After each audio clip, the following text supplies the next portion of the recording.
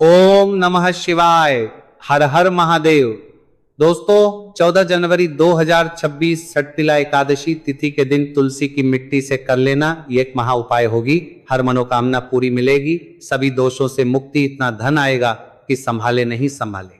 भगवान विष्णु और माता लक्ष्मी जी के आशीर्वाद से पूरे साल धन बरसता रहेगा। दोस्तों जैसा कि आप सभी लोग जानते हैं कि 14 जनवरी को षटतिला एकादशी तिथि पड़ रहा है, इसीलिए दिन बहुत ही खास है। क्योंकि देखिए दोस्तों, गुरुजी ने कहा है कि जब भी षटतिला एकादशी तिथि पड़े तो आपको सिर्फ और सिर्फ तुलसी की मिट्टी वाला उपाय करना चाहिए। यह उपाय इतना खास है कि अगर आपने सही मुहूर्त पर सही क्रिया अनुसार तुलसी की मिट्टी वाला उपाय कर लिया, जो प्राचीन काल के समय का महा उपाय है, तो मान के चलिए दोस्तों, भगवान विष्णु और माता लक्ष्मी जी के आशीर्वाद से आपके जीवन का कितना ही बड़ा दुख हो, उससे आपको मुक्ति मिल जाएगी। आपकी कोई भी मनोकामना हो, मान लीजिए आप नौकरी की तैयारी कर रहे थे, आपकी नौकरी लग जाएगी, आपका बंद पड़ा व्यापार चल पड़ेगा, जिस बीमारी से आप बहुत दिनों से परेशान थे उस बीमारी से आपको मुक्ति मिल जाएगी। आपके जीवन में धन आना शुरू हो जाएगा, आपके जीवन में धन आने के सारे रास्ते खुल जाएंगे।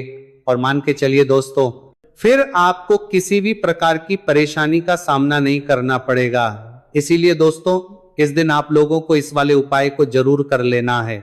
भले ही आपने पूरे साल भर इस उपाय को ना किया हो, पर अगर आपने इस षटतिला एकादशी तिथि के दिन अगर इस वाले उपाय को कर लिया तो आपको इस उपाय को करने का वह फल मिलेगा जिसकी आपने कभी कल्पना भी नहीं करी होगी। इसलिए आप लोग इस तुलसी की मिट्टी वाले उपाय को एक बार जरूर कर लेना, ताकि आप लोगों के हाथ से यह मौका ना जा सके और आपको इस उपाय को करने का फल मिल सके। दोस्तों ये उपाय पंडित जी ने अपनी अभी की ही शिव महापुराण की कथा में बताया है, जो इस उपाय को आज हम आपको बहुत अच्छे से समझाने वाले हैं। इस वीडियो को देखने के बाद इस उपाय को समझने के लिए आपको कोई और वीडियो को देखने की जरूरत नहीं पड़ेगी। तो चलिए दोस्तों, उपाय को शुरू करते हैं। उससे पहले हे भगवान विष्णु, आपके इस वीडियो को जो भी लाइक और चैनल को सब्सक्राइब करें, उसके जीवन में कभी दुख दर्द मत आने देना। साथ ही साथ कमेंट बॉक्स में 5 बार जय श्री हरि जरूर लिखें, ताकि भगवान विष्णु और माता लक्ष्मी जी की कृपा आप सभी को प्राप्त हो सके। इसी के साथ मैं आप सभी को बता दूं कि आप लोग वीडियो को पूरा नहीं देखते हो, काट काट कर देखते हो और गलत गलत उपाय को कर लेते हो, तो आपसे निवेदन है कि वीडियो को पूरा जरूर देखें। देखिए दोस्तों, ये षटतिला एकादशी तिथि का दिन ये इतना खास होता है, इतना महत्वपूर्ण होता है। देखा गया है कभी कभी बड़े बड़े पूजा पाठ अनुष्ठान से जो मनोकामना पूर्ण नहीं होते, वह षटतिला एकादशी तिथि के दिन एक छोटे से उपाय करने से ही आपकी मनोकामना पूर्ण हो जाती है। और बहुत सारे लोगों ने इस उपाय को किया भी है और उनको इस उपाय को करने का फल भी जरूर मिला है। अगर आप लोग भी इस उपाय को करना चाहते हैं तो आप इस उपाय को पहले अच्छे से समझ लेना, सुन लेना, उसके बाद करना, आपको इस उपाय का फल जरूर मिलेगा। और इस उपाय को कर लेने से आपके घर में चाहे किसी भी प्रकार की दुख और समस्या क्यों ना चल रही हो, आपको उसका कारण भी नहीं पता है कि भाई यह समस्या किस कारण से चल रही है। उसका कुछ भी कारण हो सकता है, जैसे पितृदोष हो सकता है या किसी भी तरह का मंगल दोष भी हो सकता है। तो इस दिन आप लोगों को यह वाला उपाय कर लेना है। यह एक ऐसा उपाय है जिस उपाय को अगर किसी विशेष दिन पर किया जाए तो भाई उस विशेष दिन का जो है वह तो हमें मिलता ही मिलता है, पर हमने उस दिन पर इस तुलसी की मिट्टी वाले उपाय को किया है तो हमें उससे भी बड़ा फल मिलता है, और फल बहुत जल्दी मिलता है, क्योंकि आप इस उपाय को बहुत ही बड़े और विशेष दिन पर कर रहे हो। तो चलिए अब उपाय के बारे में बात करते हैं, लेकिन उससे पहले आप लोगों को यह जानना आवश्यक है कि आखिर ये उपाय किस समय करना है, किसको करना है और कैसे करना है। तो चलिए हम आगे आपको वीडियो में एक एक करके बता देते हैं। तो दोस्तों, इस तुलसी की मिट्टी वाले उपाय को हमें इस षटतिला एकादशी तिथि के दिन कैसे करना है, किसको करना है, किस समय करना है और कहां पर करना है, यह सारे सवालों के जवाब आपको इस वीडियो में मिल जाएंगे। और जो ये वीडियो देखेगा भाई, उसको तुलसी की मिट्टी वाला उपाय जरूर करना चाहिए, क्योंकि इस दिन शत्रुओं और किसी भी दोष, किसी भी बीमारी से मुक्ति पाने के लिए तुलसी की मिट्टी का बहुत ही बड़ा और विशेष महत्व होता है। और जब बात आ जाए तुलसी की मिट्टी की, तो यह सोने पर सुहा वाली बात हो जाती है और यह एक बहुत ही बड़ा उपाय हो जाता है। अब दोस्तों, इस तुलसी की मिट्टी वाले उपाय को आखिर करना किसको है, सबसे पहले हम लोग वह बात जान लेते हैं। तो देखो, घर की जो बड़ी माताएं बहनें होती हैं, उन माताओं बहनों में से कोई भी एक बड़ी माता बहन इस वाले उपाय को कर सकती है।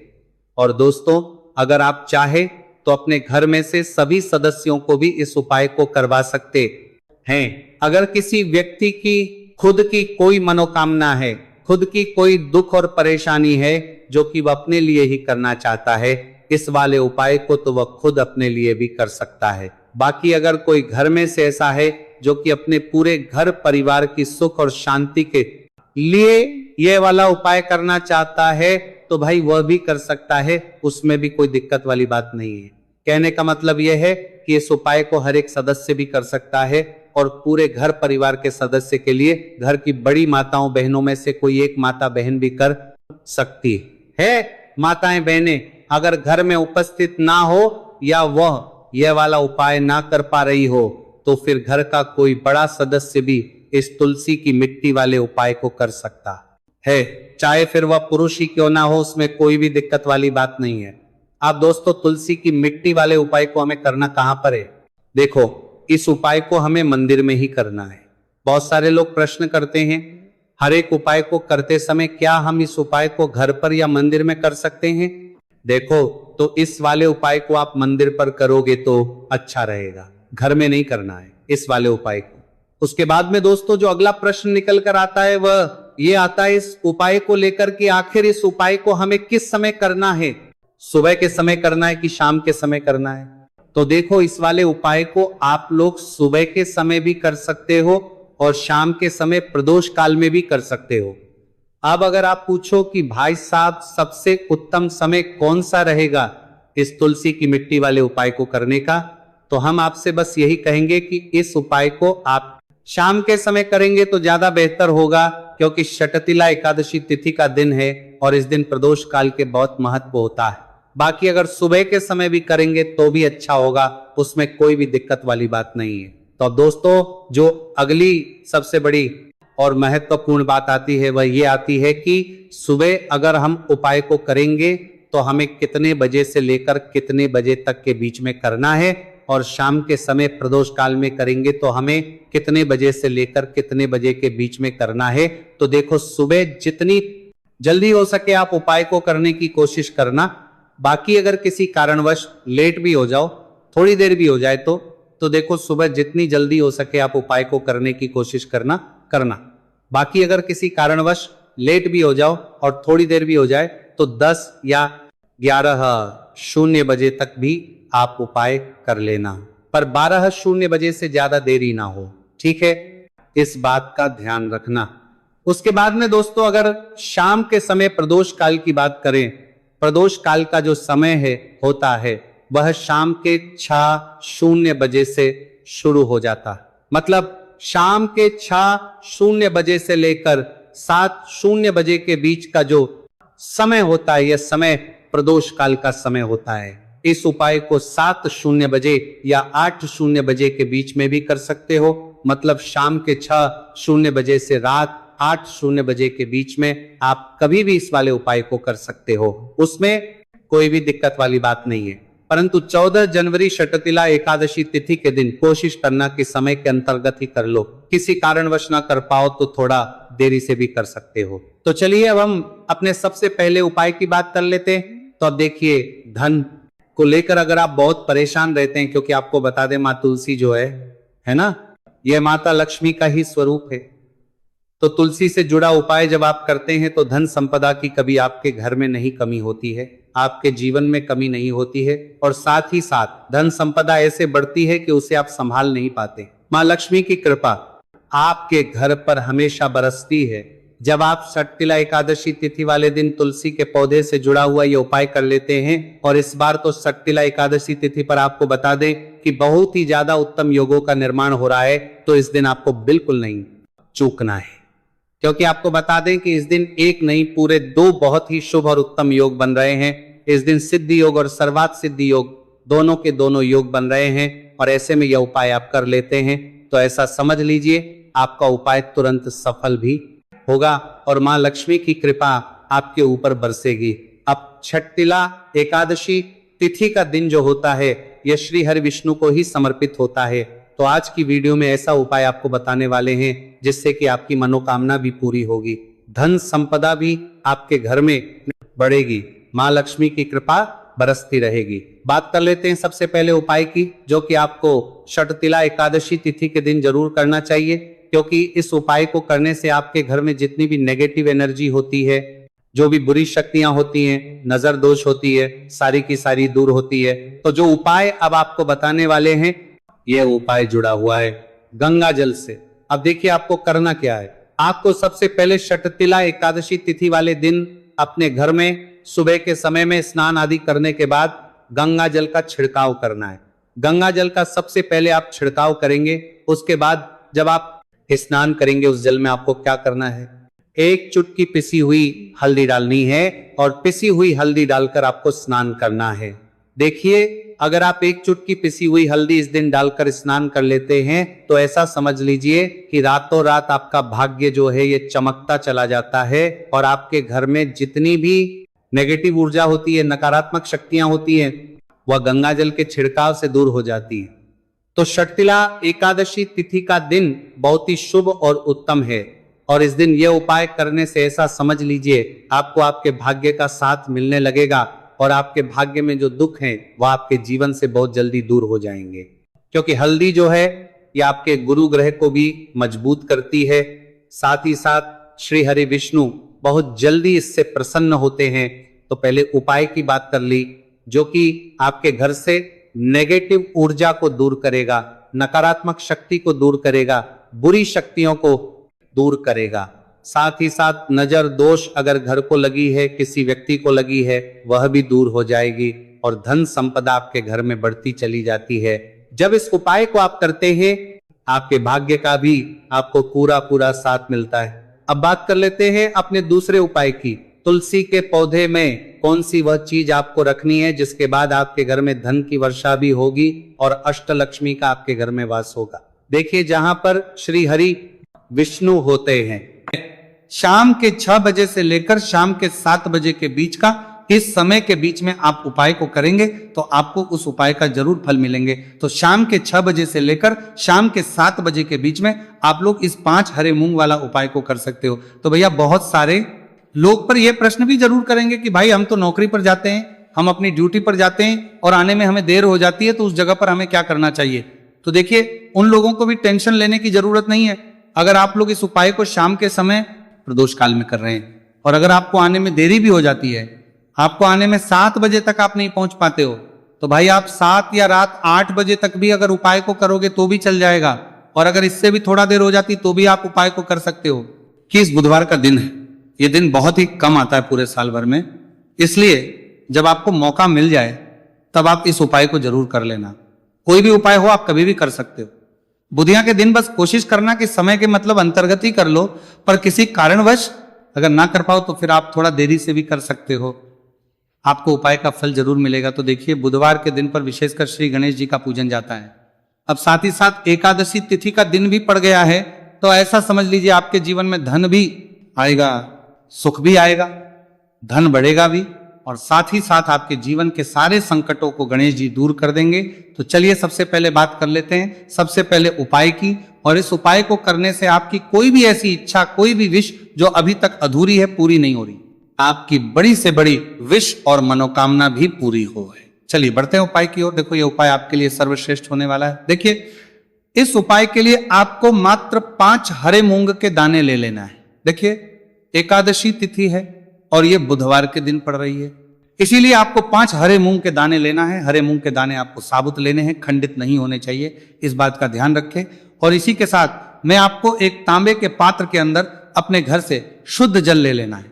अब दोस्तों सभी सामग्रियों को लेकर के आपको सीधे पहुंच जाना है भगवान शिव के मंदिर में। देखिए इस उपाय को भी आप सुबह भी कर सकते हैं और शाम के समय में भी कर सकते हैं।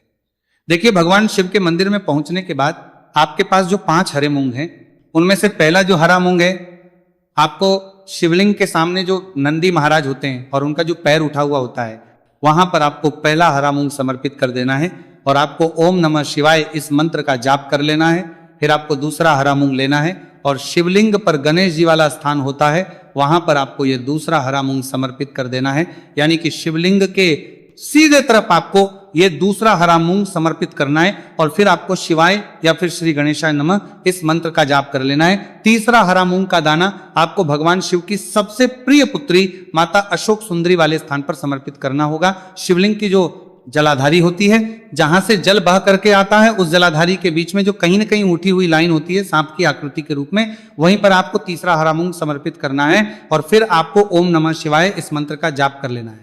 अब दोस्तों चौथा जो हरा मूंग है उसे आपको भगवान कार्तिकेय जी का जो स्थान होता है शिवलिंग पर, वहां पर आपको ये चौथा हरा मूंग का दाना समर्पित कर देना है और आपको ओम नमः शिवाय इस मंत्र का जाप कर लेना है। आपके पास जो पांचवा और अंतिम हरा मूंग बचा हुआ है उसे जल के पात्र के अंदर डाल देना है और इस हरे मूंग से युक्त जल से आपको भगवान शिव के शिवलिंग का अभिषेक कर देना है। जल आपको बिल्कुल धीरे धीरे समर्पित करते जाना है और लगातार आपको शिव महापुराण के मूल मंत्र इस मंत्र का जाप करते रहना है।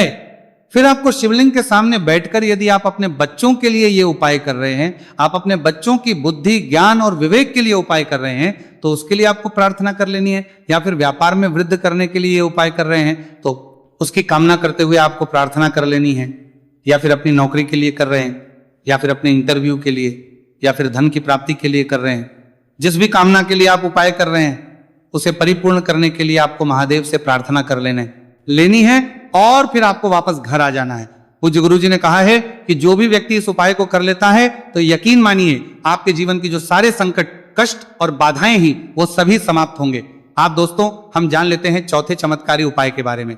लेकिन यह उपाय विशेषकर उन लोगों को करना है जिनका व्यापार बिल्कुल भी ढंग से नहीं चल पा रहा है, या फिर जिनके घर में धन की परेशानी बहुत अधिक है, साथ ही साथ जिनका जो बुध ग्रह है वह कमजोर अवस्था में है, तो उन्हें यह उपाय करना चाहिए। बुध ग्रह को मजबूत करने के लिए आपको विशेषकर यह उपाय करना है। देखिए इस उपाय के लिए आपको मात्र एक प्यारी सी बेलपत्र लेनी होगी। बेलपत्र जो है वो कहीं से भी खंडित नहीं होनी चाहिए। बेलपत्र यदि आपको प्राप्त नहीं हो पाती है तो आप भगवान शिव के शिवलिंग पर चढ़ी हुई बेलपत्र को पूर्ण शुद्ध जल से धो करके उपयोग कर सकते हैं। इसी के साथ में आपको मात्र एक हरा मूंग लेना है। हरा मूंग भी साबुत लेना है, खंडित नहीं होना चाहिए। और इसी के साथ में आपको एक तांबे के पात्र के अंदर शुद्ध जल लेना होगा। अब देखिए ये तीनों सामग्री लेकर के आपको सीधे पहुंचना होगा भगवान शिव के मंदिर में। ये उपाय आप सुबह से लेकर के शाम तक किसी भी समय कर सकते हैं। देखिए सबसे पहले तो आपके पास जो एक बेलपत्र है उससे आपकी जो भी कामना है, चाहे व्यापार से जुड़ी हो, बुद्धि ज्ञान विवेक की प्राप्ति के लिए हो, आपके घर में सुख को लेकर आपकी कोई कामना हो, जो भी आपकी कामना है उन्हें आपको बोलना है। और ये जो एक बेलपत्र है सबसे पहले तो आपको माता अशोक सुंदरी वाले स्थान पर समर्पित कर देनी है। देखिए बेलपत्र की चिकनी साइड शिवलिंग से स्पर्श रहेंगी और इसकी जो डंडी है वो आपको जलाधारी की ओर रखनी है। इस प्रकार से आपको ये जो बेलपत्र है इससे माता अशोक सुंदरी वाले स्थान पर समर्पित कर देना है। अब दोस्तों आपके पास जो एक मूंग का दाना है उससे आपको आपकी जो भी कामना है उसे बोलते हुए उस हरे मूंग दाने को आपको उसे जल पात्र के अंदर डाल देना है। अब दोस्तों ये जो हरा मूंग युक्त जल है इसे आपको समर्पित करना है। आपकी जो भी कामना है, चाहे आपका जो व्यापार है वो अच्छे से नहीं चल पा रहा है तो इस प्रकार से आपको कामना करनी है।